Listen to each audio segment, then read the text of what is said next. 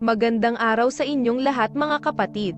Sumaating lahat ang kapayapaan ng Diyos Ama at ng ating Panginoong Hesus.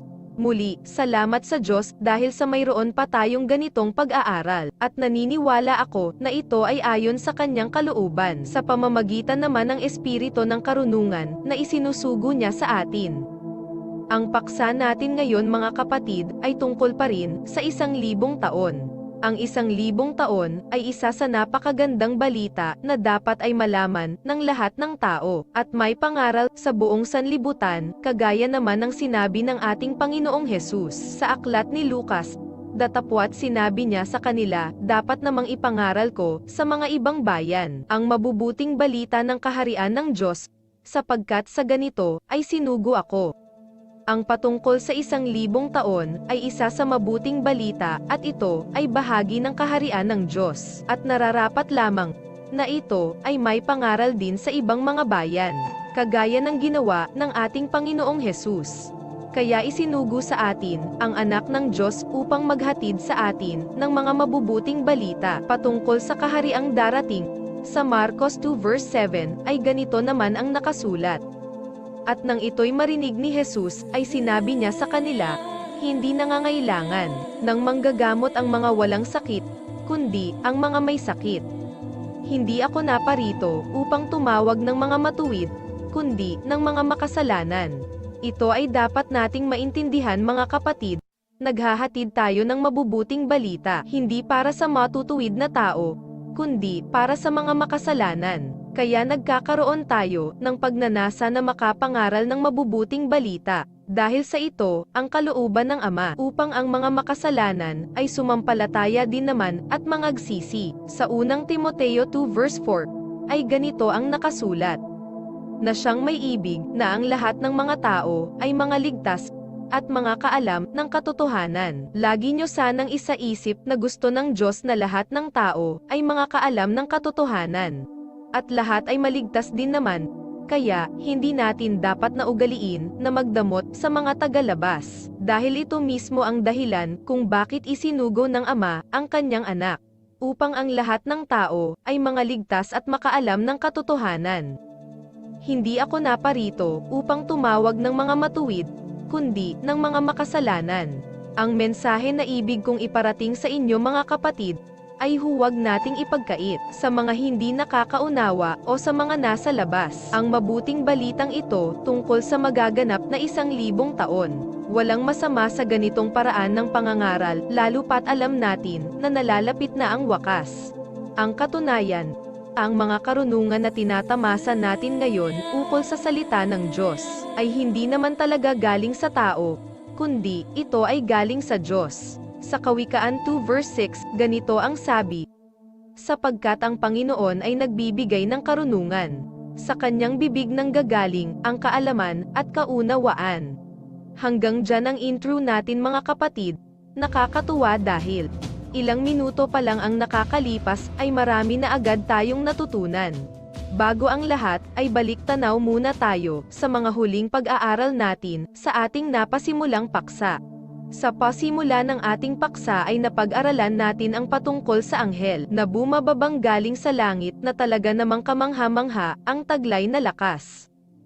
Ang anghel na ito ay may dalang susi ng kalaliman ng lupa, at bukod dyan ay mayroon din siyang hawak na isang malaking tanikala sa kanyang kamay na kung saan ito ay gagamitin upang hulihin at igapos si Satanas.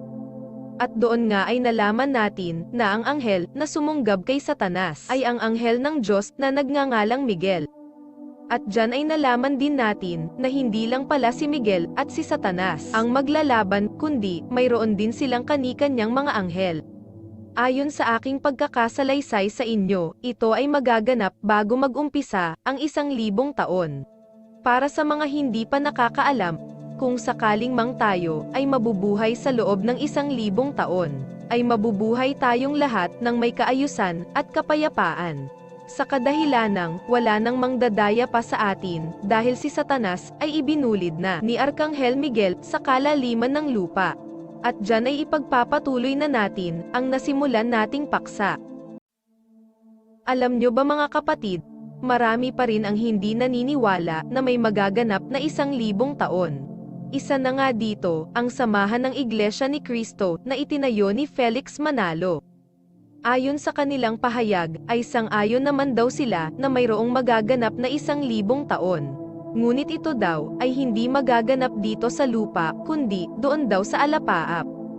Ang impormasyon na yan ay galing mismo sa kanilang ministro na nagngangalang Michael Sandoval.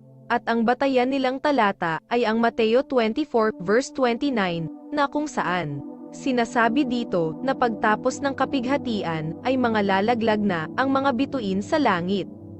Para mas maging malinaw ay basahin natin ang sabi dito. Datapwat karakarakang pagkatapos ng kapighatian, sa mga araw na yaon ay magdidilim ang araw, at ang buwan ay hindi magbibigay ng kanyang liwanag. At mga lalaglag ang mga bituin mula sa langit, at magsisipangatal ang mga kapangyarihan sa mga langit. Ayon sa kanilang pahayag, ito ay maliwanag na tumutukoy sa paghuhukom, sa kadahilanang, sa pagparito ng ating Panginoong Hesus, ang mga bituin sa langit ay mga lalaglag na sa lupa. Ang punto nila dito ay ito daw ay maliwanag na hindi na magkakaroon pa ng 1,000 taon dito sa lupa, dahil ang lupa daw ay susunugin na gamit ang mga bituin sa langit. May punto naman dito ang ministrong ito ni Manalo na si Michael Sandoval. Paano nga ba naman magkakaroon ng 1,000 taon dito sa lupa kung sa muling pagparito ng Panginoon ay malalaglag na ang mga bituin sa langit?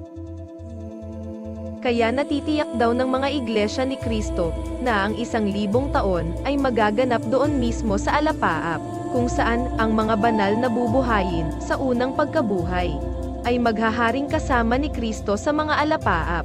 At kung mabuhay na ang mga banal ay sasalubungin nila ang Panginoong Hesus sa mga alapaap. At ito na nga daw ang pasimula ng 1,000 taon na mangyayari dun mismo sa mga alapaap, hindi sa lupa.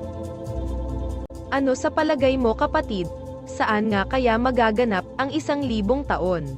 Ito ba ay magaganap sa alapaap o dito mismo sa mundong ginagalawan natin? Yan ang pag-uusapan natin ngayon sa paksang ito. Mga kapatid, nakikiusap sana ako sa inyo na kung maaari ay makinig kayong mabuti. Dahil ang hiwagang ito ay napaka-importanteng mensahe sa atin ng ating Panginoong Hesus. At ito ay inilihim niya at itinago niya sa pamamagitan ng talinghaga upang ang masama ay huwag makaunawa. Kung hindi natin ito malulutas ay mananatili itong nakatagong lihim. Ang tanong na lulutasin natin ngayon mga kapatid, ay kung saan ba magaganap ang 1,000 taon? Sa alapaap ba? O dito mismo sa lupa? Kung sa lupa magaganap ang 1,000 taon, bakit sinabi ng ating Panginoong Hesus na sa muling pagparito niya ay mga lalaglag na ang mga bituin sa langit? Narito ang sagot sa Apokalipsis 9 verse 1. At umihip ang ika-5 anghel, at nakita ko ang isang bituin na nahulog sa lupa mula sa langit. At sa kanya'y ibinigay ang susi ng hukay ng kalaliman. Kung mapapansin nyo dito mga kapatid, makinig sana kayong mabuti sa sasabihin ko. Noong humihip ang ika-5 anghel, agad-agad ay nakita ni Apostol Juan ang isang bituin na nahulog sa lupa mula sa langit. At ang bituin na ito na nahulog sa lupa ay binigyan ng susi ng kalaliman. Mayroon ba kayong napapansin dito, mga kapatid? Isang bituin na may hawak ng susi ng kalaliman. Ito ay walang iba kundi si Arkanghel Miguel. Tandaan nyo mga kapatid, ang anghel ay sumisimbolo sa bituin.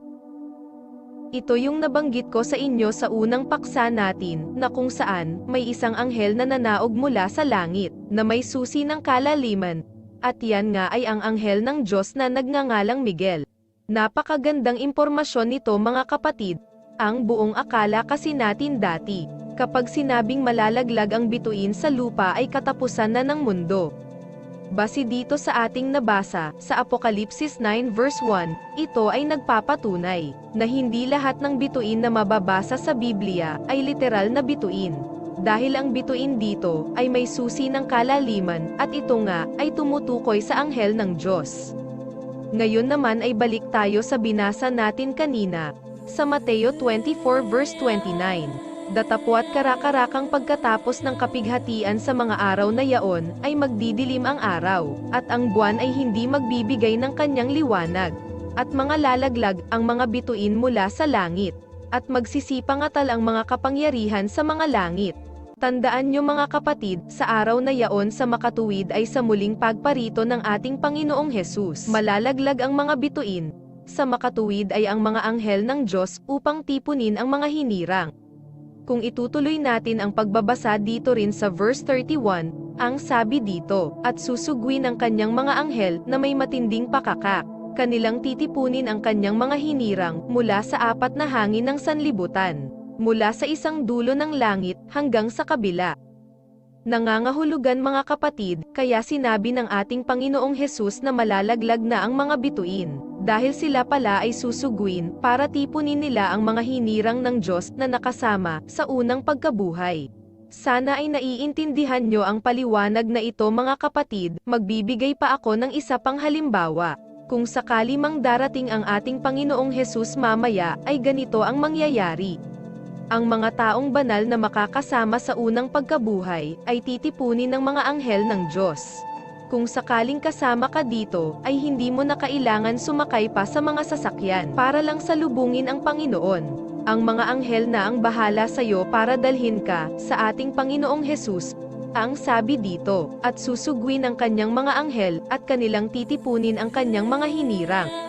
Napakaliwanag nito mga kapatid, sana ay naiintindihan niyong lahat. Ang pinaka-importante na dapat na matandaan natin sa bidyong ito, ay ang patungkol sa Mateo 24 verse 29, na ang mga malalaglag dito, ay hindi literal na bituin, kundi, ito ay tumutukoy sa mga anghel. At sa verse 31 naman, lahat ng anghel na mga lalaglag sa lupa ay susugwin naman ng Diyos, upang tipunin ang kanyang mga hinirang. Kaya wag sana kayong maniniwala sa mga pastor, na nagsasabing ito daw ay literal na bituin na gagamitin para sunugin ang lupa. Yan ay maling impormasyon. At pansamantala, ay puputulin ko munang muli itong ating pag-aaral. Sana ay marami kayong natutunan. Hindi pa ito ang katapusan ng ating paksa mga kapatid, marami pa tayong pag-aaralan patungkol dito. Ipagpapatuloy natin ito kung sakaling mangloobin pa ng Diyos. Napakadami pa nating problemang lulutasin. Bago tayo magtapos mga kapatid, ang hiling ko lang sana sa inyo, ay i-share din natin ito sa iba, para lahat tayo ay makaalam ng katotohanan. Bali wala lahat ng ito kung wala namang nakikinig sa atin. Kaya sana ay suportahan nyo ang channel natin. Paano ba tayo susuporta? Napakasimple lang mga kapatid. Kung mayroon kang alam na group sa Facebook na naghahanap din ng mga sagot sa tanong nila tungkol dito, ay i-share din natin, para magkaroon din sila ng kaalaman patungkol sa mga magaganap sa hinaharap. At isama mo na rin siguro sa iyong panalangin na sana ay makapagpatuloy tayo sa paggawa ng mga ganitong video. Kaya natin ito ginagawa mga kapatid dahil mayroon tayong pag-ibig sa kapwa. Gawin ninyo sa pag-ibig ang lahat ninyong ginagawa.